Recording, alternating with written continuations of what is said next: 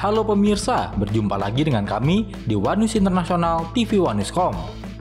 Berita One News International hari ini bakal membahas soal diterpa tuntutan mundur akibat lonjakan biaya hidup, Perdana Menteri Malaysia Anwar Ibrahim tetap tenang dan menegaskan komitmennya terhadap demokrasi.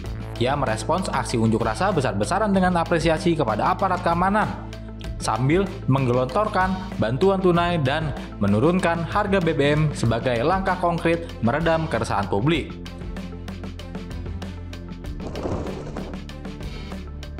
Informasi lainnya adalah sejak perang antara Rusia dan Ukraina berkecamuk pada akhir 2022, pemerintah Moskow resmi membuka jalur rekrutmen bagi warga negara asing untuk bergabung sebagai tentara bayaran.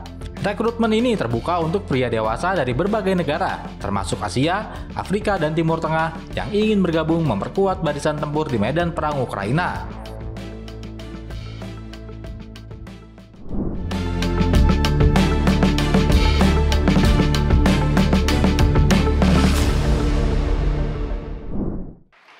And Republicans are doing well. And I have the best numbers I've ever had. You know, it's amazing. I watch people on television. Well, what about Donald Trump's polling numbers? Yeah, they're the best numbers.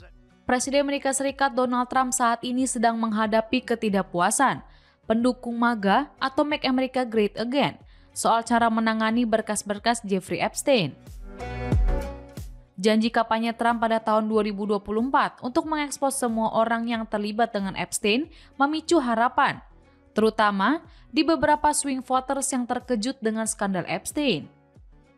Namun ketika ia telah menjabat, kasus itu dilenyapkan begitu saja.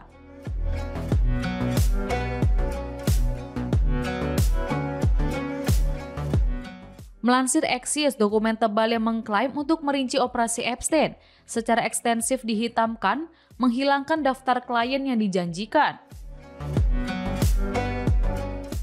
Departemen Kehakiman membenarkan hal ini dengan mengutip perlindungan informasi korban yang sensitif dan kemungkinan konten pelecehan seksual terhadap anak.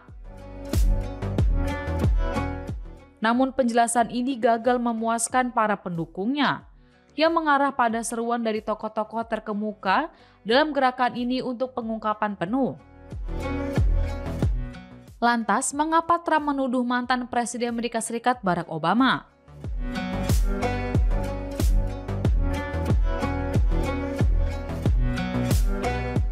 Ketika tekanan meningkat, masuknya Gabbard mengalihkan perhatian dari kasus Epstein.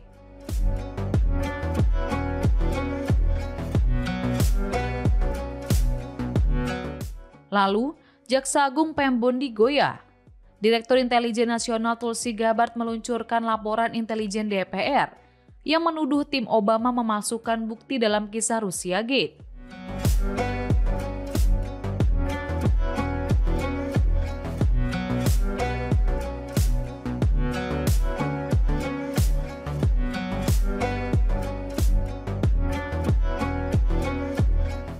Gabbard telah menyerahkan dokumen-dokumen ini kepada FBI, namun tidak memberikan kesimpulan hukum yang rinci.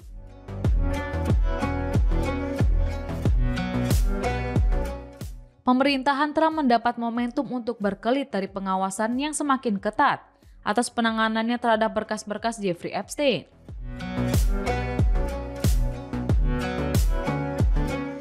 Kemudian, Trump langsung menyampaikan tuduhan ini, menyatakan bahwa Obama dan sejumlah politisi Demokrat lainnya, termasuk Joe Biden, Hillary Clinton, mantan Direktur FBI James Comey, dan mantan Direktur CIA John Brennan, terlibat dalam manipulasi politik dari tahun 2016 hingga tahun 2020. Dengan menyebut Obama sebagai pemimpin geng, Trump menyatakan kegiatan tersebut sebagai upaya pengkhianatan untuk mencuri dan mengaburkan hasil pemilu.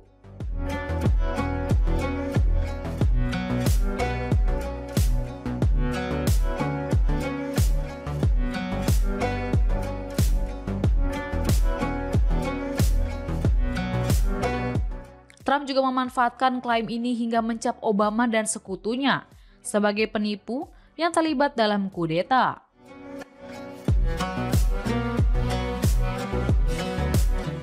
Laporan Gabbard mengungkapkan bahwa Rusia memang ikut campur dalam pemilu 2016.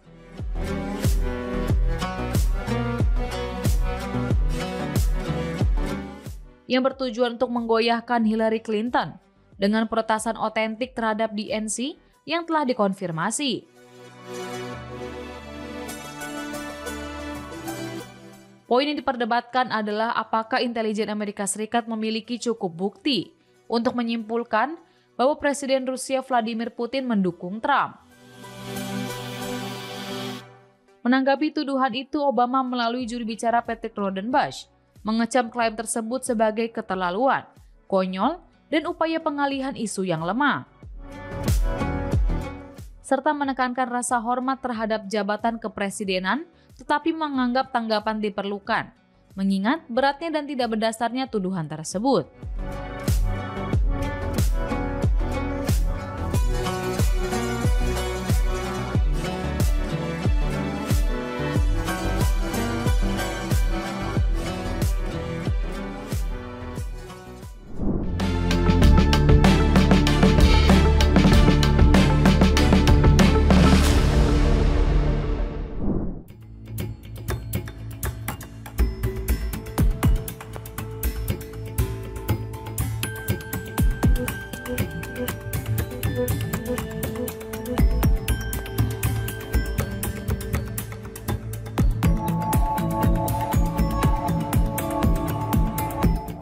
Rusia mengklaim pada Sabtu 26 Juli 2025 bahwa pasukannya telah merebut 2 desa tambahan di Ukraina Timur.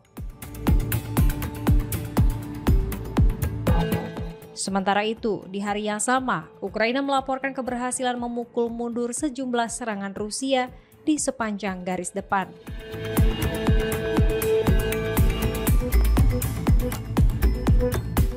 Dalam laporan mingguannya, Kementerian Pertahanan Rusia menyatakan bahwa selama 24 jam terakhir, desa Zelenigai di wilayah Donetsk dan Malevka di Oblast Dnipropetrovsk telah berada di bawah kendali militer Rusia.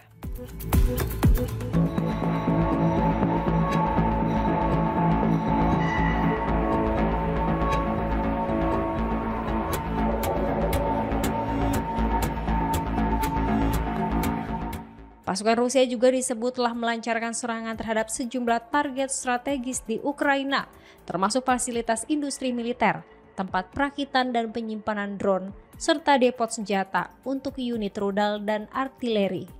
Rusia juga mengklaim bahwa sistem pertahanan udaranya berhasil mencegat dan menghancurkan 5 roket HIMARS dan 257 unit drone yang diluncurkan oleh pasukan Ukraina. Di sisi lain, Staf Umum Angkatan Bersenjata Ukraina dalam pembaruan situasi militernya menyebutkan bahwa telah terjadi 69 pertempuran di sepanjang garis depan hingga Sabtu sore.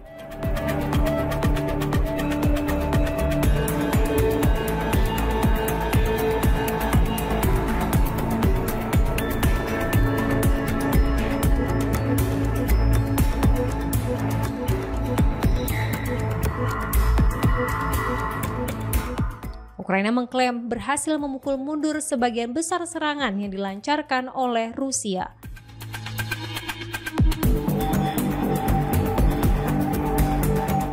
Sementara itu, menurut laporan kantor berita nasional Ukraina yang mengutip sumber dari Dinas Keamanan Ukraina, Ukraina juga melancarkan serangan drone jarak jauh terhadap fasilitas produksi peralatan perang radio dan elektronik yang berlokasi di Stavropol, Rusia.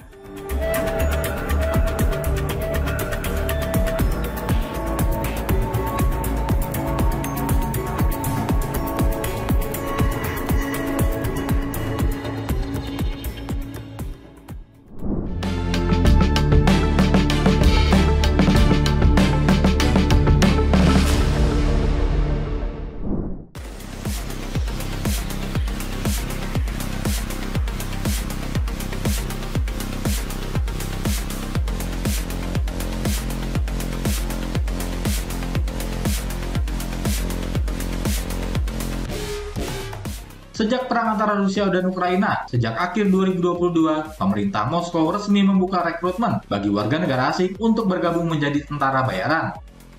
Rekrutmen ini terbuka untuk pria dewasa dari berbagai negara, termasuk Asia, Afrika, dan Timur Tengah, yang ingin bergabung memperkuat barisan tempur di medan perang Ukraina, termasuk diantaranya mantan marinir TNI Angkatan Laut bernama Satria Arta Kumbara. yang turut mengajukan permintaan sebagai tentara bayaran dalam pasukan Wagner, kelompok militer swasta Rusia sejak November 2024 silam. Guna memikat calon tentara, Rusia menjanjikan imbalan finansial yang signifikan bagi mereka yang bersedia bertugas di medan konflik. Adapun rekrutmen digelar pemerintah Rusia dengan skema bernama Dobrokor atau Korps Relawan. Sebagai respons atas kebutuhan mendesak dalam memperkuat pasukan tempur di medan perang Ukraina. Dobrokor sendiri merupakan singkatan dari Korps Relawan yang dibentuk oleh Kementerian Pertahanan Rusia pada 2023. Korps ini lahir dari struktur sebelumnya, yaitu perusahaan militer swasta atau PMC. Unit-unit di bawah Dobrokor dilaporkan aktif bertempur di wilayah-wilayah panas seperti Kharkiv, Donetsk, Luhansk, Zaporozhye, hingga Kursk. Tak hanya menawarkan imbalan finansial, program ini juga memberikan status hukum bagi negara sukarelawan.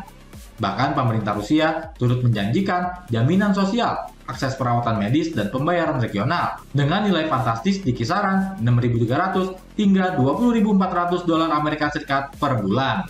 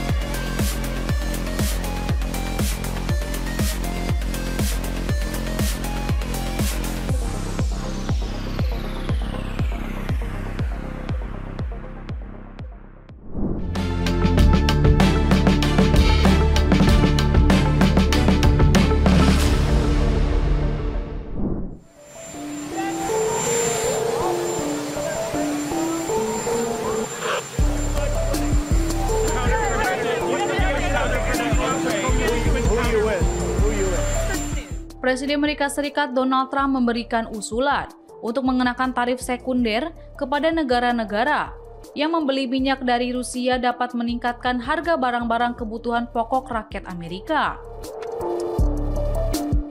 Pada bulan Maret, Trump memperingatkan bahwa ia akan mengenakan tarif tersebut yang akan mempengaruhi negara-negara pihak ketiga yang berdagang dengan rezim Presiden Rusia Vladimir Putin jika Moskow gagal menyetujui gencatan senjata di Ukraina. Lalu, ia mengulangi janji ini kepada para wartawan minggu lalu di ruang Oval.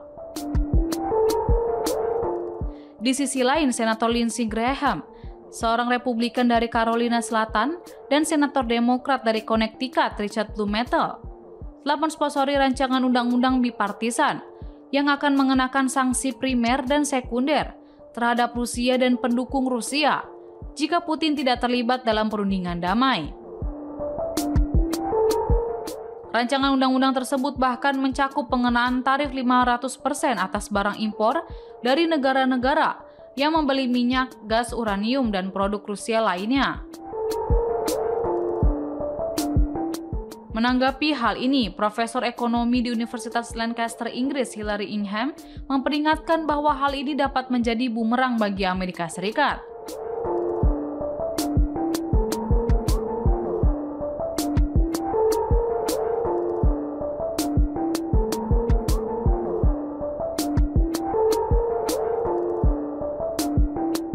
Pasalnya, banyak bahan-bahan penting yang terkena tarif harga yang lebih tinggi bagi konsumen Amerika Serikat dan akan merusak popularitas Trump. Senada dengan Ingham, Mark Temnicki, seorang peneliti non-residen Eurasia Center, sepakat bahwa kebijakan tersebut dapat berdampak pada barang-barang kebutuhan sehari-hari, seiring perusahaan menyesuaikan diri dengan kenaikan biaya input. Nantinya, hal ini akan membawa Amerika Serikat ke dalam inflasi yang tinggi. Dengan situasi ini, Nicholas Venter, Direktur Asosiasi dan rekan peneliti program Eropa, Rusia, dan Eurasia, mengatakan sanksi-sanksi ini kemungkinan besar tidak akan diterapkan. Sebab berkaitan dengan bagaimana tarif ini akan justru menyerang sejumlah negara pengguna energi Rusia seperti Cina, India, dan Eropa.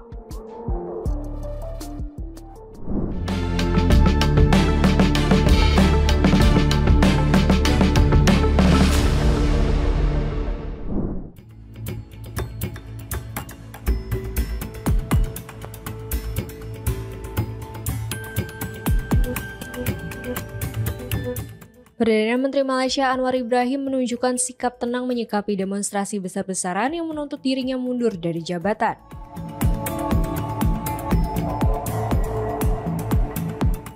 Melalui unggahan di akun Facebook resminya, Anwar menyampaikan apresiasi kepada seluruh aparat keamanan, petugas medis, dan relawan yang telah menjaga ketertiban selama aksi berlangsung.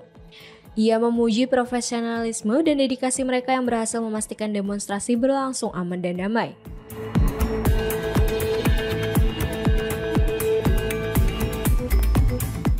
Meski menjadi target tuntutan pengunduran diri, Anwar menegaskan komitmennya terhadap prinsip demokrasi dan kebebasan berpendapat.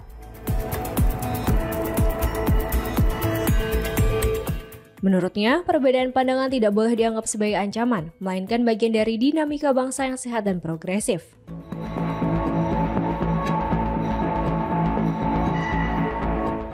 Anwar juga mendorong wakil rakyat untuk aktif mengikuti sidang-sidang parlemen, khususnya sesi Prime Minister Question Time, forum untuk mengajukan pertanyaan kepada Perdana Menteri. Belakangan, tuntutan Perdana Menteri Anwar Ibrahim untuk mundur dari jabatannya gencar disuarakan di Malaysia karena biaya hidup yang semakin mahal.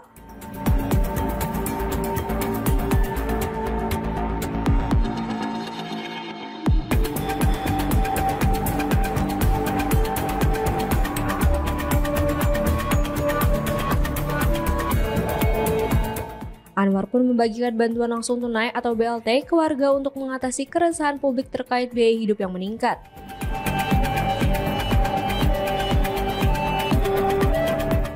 BLT akan diberikan untuk seluruh warga Malaysia berusia di atas 18 tahun sebesar RM100 Malaysia atau Rp385.000 disalurkan mulai 31 Agustus 2025.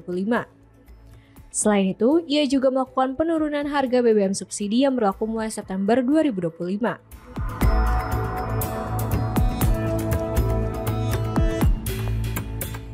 Anwar mengatakan harga BBM RON 95 turun dari Rp2,05 Malaysia menjadi Rp1,99 Malaysia per liter atau setara dengan Rp7.670.000 per liter. Sekitar 18.000 orang diperkirakan turun ke jalan di Kuala Lumpur Sabtu 26 Juli dalam demonstrasi besar-besaran menuntut Perdana Menteri Anwar Ibrahim mundur. Para demonstran mengenakan kaos dan ikat kepala hitam bertuliskan "Turunkan Anwar" dan berkumpul di Dataran Merdeka.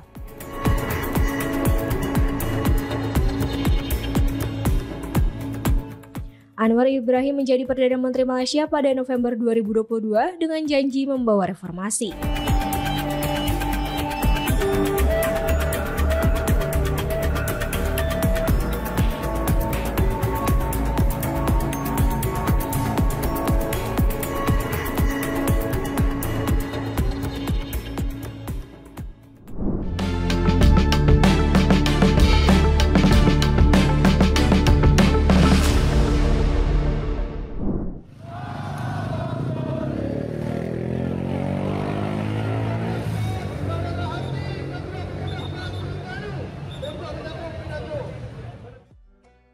Sebanyak ribuan warga Malaysia turun ke jalan di Kuala Lumpur pada Sabtu 26 Juli 2025 untuk memprotes kenaikan biaya hidup.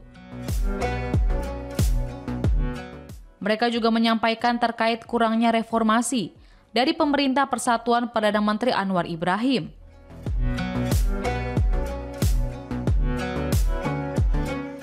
Diketahui unjuk rasa itu diselenggarakan oleh partai-partai oposisi dan menandai protes besar pertama sejak Anwar berkuasa setelah pemilu tahun 2022.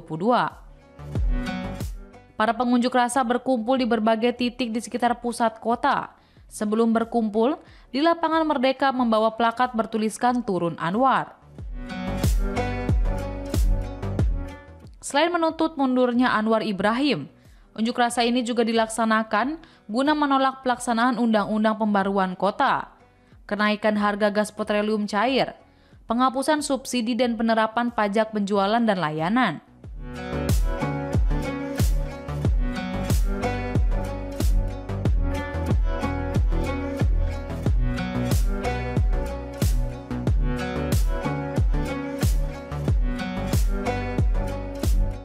Pemerintahan Anwar juga dinilai gagal menurunkan biaya hidup masyarakat, mulai dari harga barang naik namun upah tidak naik.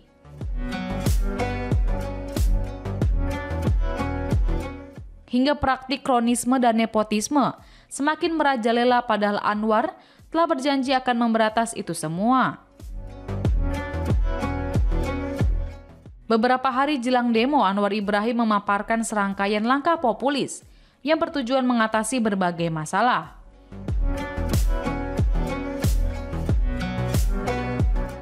Termasuk pemberian bantuan tunai kepada seluruh warga dewasa Malaysia dan janji menurunkan harga bahan bakar minyak atau BBM.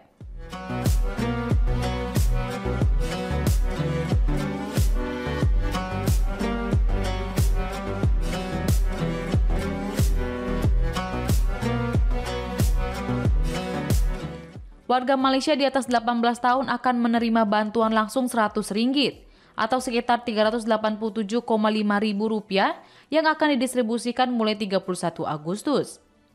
Sekitar 18 juta pengendara disebut akan mendapat akses membeli bensin bersubsidi seharga Rp1,99 Malaysia per liter. Namun, sebagian peserta aksi menilai langkah itu datang terlambat.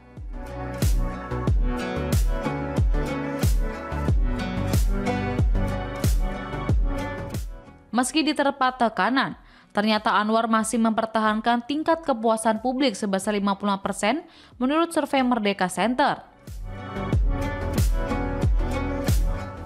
Hal ini berkat stabilitas politik serta diplomasi internasional yang dinilai berhasil.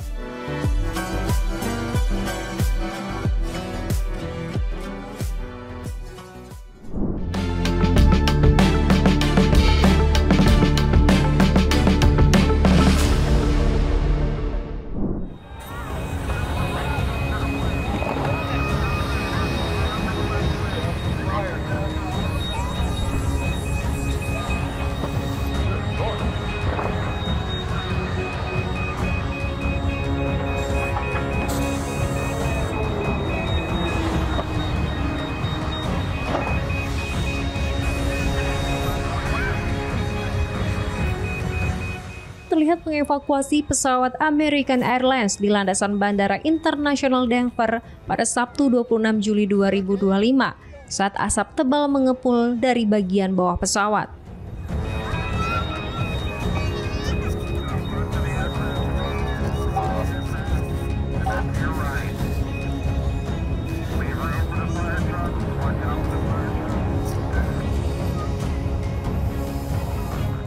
Rekaman saksi mata memperlihatkan proses evakuasi melalui seluncur darurat dari pintu depan dan belakang pesawat. Beberapa penumpang terlihat membawa anak-anak kecil saat keluar dari pesawat.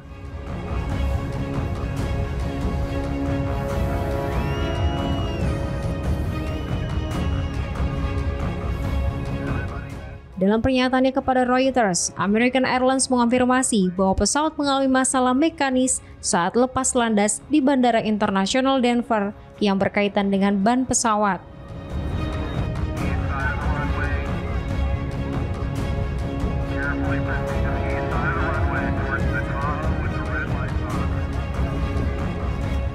Maskapai juga menyatakan bahwa seluruh 173 penumpang dan 6 awak berhasil keluar dengan selamat. Pesawat kemudian diserahkan kepada tim pemeliharaan.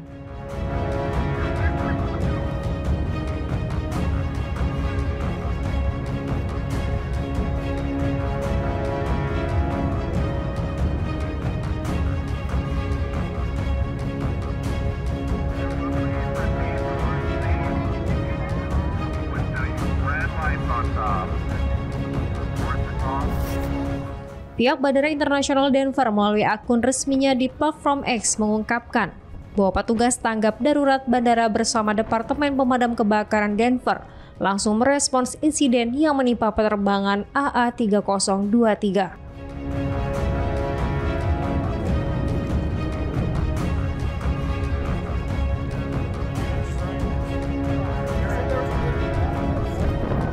Laporan menyebutkan bahwa 5 orang dievakuasi karena mengalami cedera ringan di lokasi kejadian, sementara 1 orang lainnya dilarikan ke rumah sakit.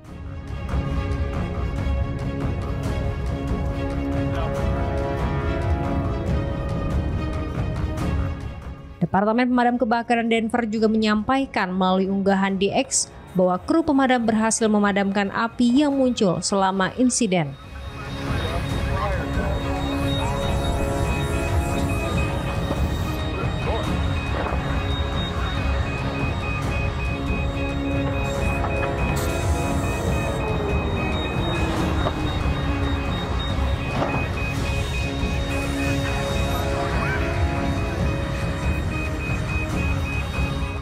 Menurut data dari flightradar24.com, penerbangan American Airlines AA3023 dijadwalkan terbang dari Denver menuju Miami.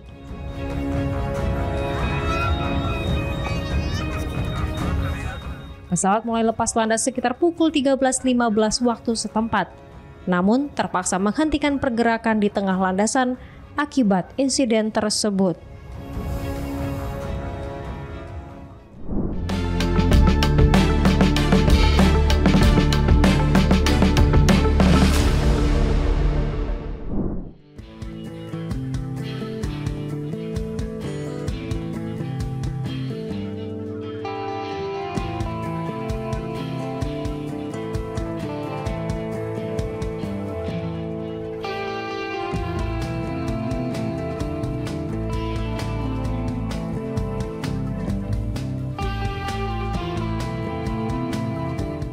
Pada Sabtu 26 Juli 2025, sebuah anjing robot berkaki 4 menarik perhatian pengunjung konferensi kecerdasan buatan dunia di Shanghai.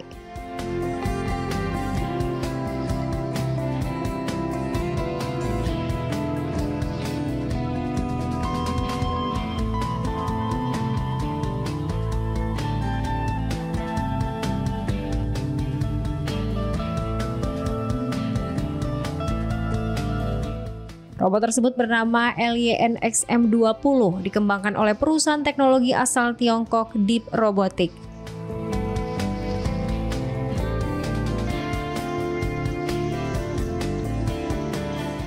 LYNXM20 dirancang untuk mampu beradaptasi dengan berbagai medan, termasuk rumput, pasir, dan jalur hutan.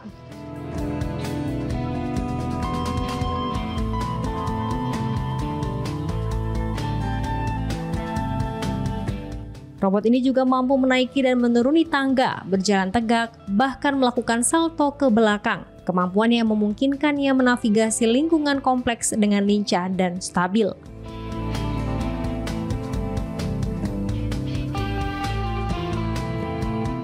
Menurut Qian Xiaoyu, manajer senior pemasaran dan komunikasi di Deep Robotics, anjing robot tersebut dilengkapi berbagai sensor deteksi dan dirancang untuk berbagai skenario ekstrim, seperti misi pencarian dan penyelamatan, inspeksi industri, hingga operasi darurat.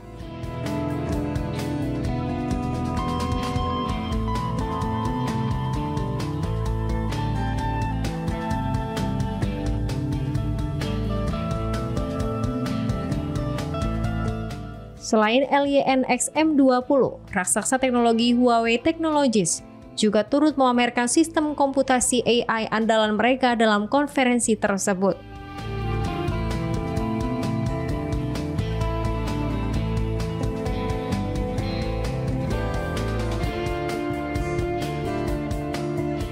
Sistem ini dirancang untuk bersaing di pasar kecerdasan buatan yang tengah berkembang pesat di Tiongkok.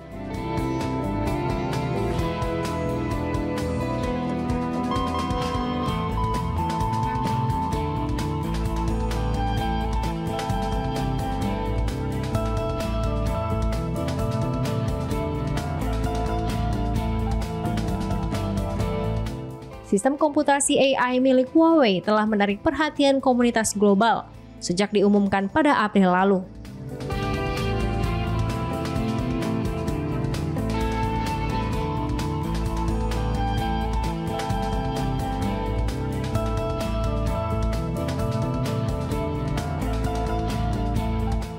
Banyak analis industri menilai teknologi ini sebagai pesaing langsung dari GB200 NVL72 buatan Nvidia yang merupakan sistem AI kelas atas terbaru dari produsen chip asal Amerika Serikat.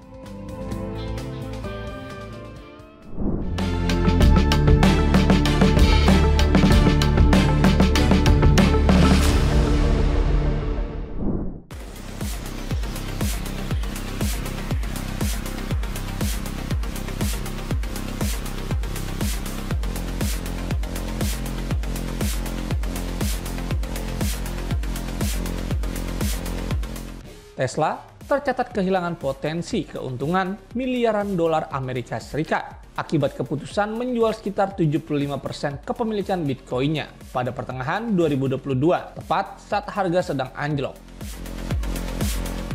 Kini, nilai Bitcoin melonjak drastis dan perusahaan hanya mencetak nilai aset digital sebesar 1,24 miliar US dollar dalam laporan keuangan terbarunya. Jauh lebih kecil dibandingkan potensi nilai sekitar 5 miliar US dollar jika seluruh aset tetap dipertahankan. Keputusan penjualan tersebut dilakukan di tengah tekanan pasar akibat lonjakan inflasi dan kenaikan suku bunga global pada 2022. Tesla menjual aset kripto untuk memperkuat posisi kas perusahaan setelah sebelumnya membeli Bitcoin senilai 1,5 miliar US dollar pada 2021 sebagai bagian dari strategi diversifikasi kas. Namun, perubahan arah pasar dan lonjakan harga Bitcoin yang dipicu oleh kebijakan ekonomi longgar yang diambil oleh pemerintah Presiden Donald Trump dan munculnya wacana pembentukan cadangan strategis Bitcoin nasional membuat Tesla kehilangan momentum.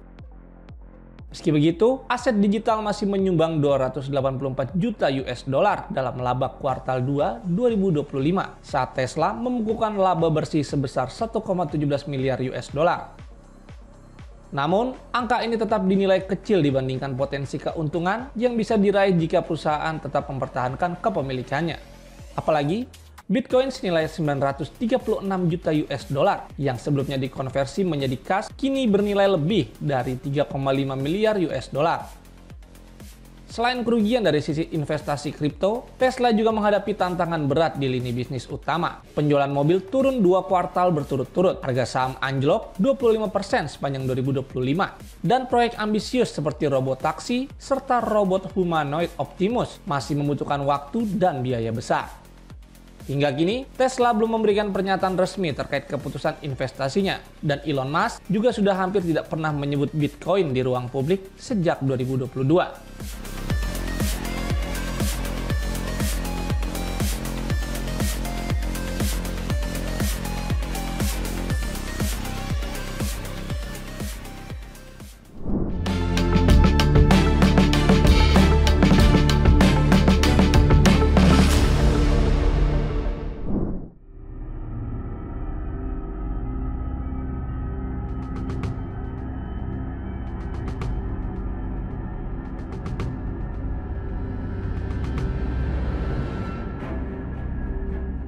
Otoritas Peru berhasil mengagalkan upaya penyelundupan sekitar 4 metrik ton merkuri yang diduga akan dikirim ke Bolivia untuk digunakan dalam aktivitas penambangan emas ilegal.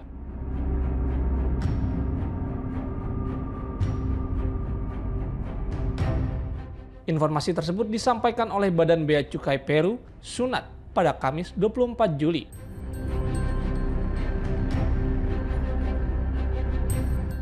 Dalam keterangan resmi, SUNAT mengungkapkan bahwa pengiriman tersebut awalnya didaftarkan sebagai kontainer berisi batuan hancur.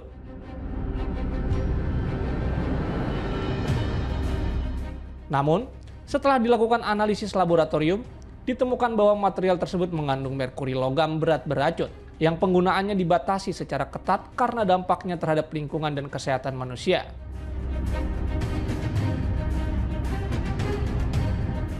Menurut tinjauan data penyitaan yang dilakukan oleh Environmental Investigation Agency atau EIA, sebuah organisasi nirlaba yang berbasis di Washington, penyitaan ini merupakan yang terbesar yang pernah tercatat di wilayah Amazon, Amerika Selatan.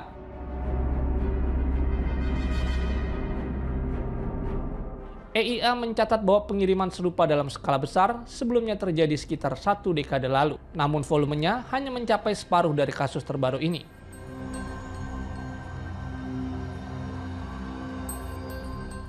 Penyitaan merkuri ini terjadi di tengah lonjakan harga emas global yang memicu peningkatan aktivitas pasar gelap. Berdasarkan data perdagangan, harga emas tercatat naik sekitar 28,5% sepanjang tahun ini dan mencapai rekor tertinggi sebesar $3.500 Amerika Serikat per troy ounce pada April lalu.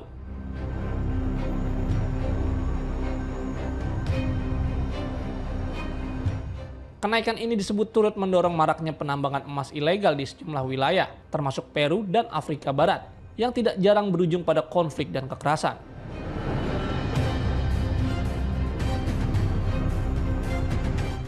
Pihak berwenang Peru menyatakan akan terus meningkatkan pengawasan terhadap perdagangan bahan berbahaya dan memperketat jalur distribusi lintas batas demi menjaga kelestarian lingkungan dan mencegah aktivitas ilegal yang merugikan negara maupun masyarakat.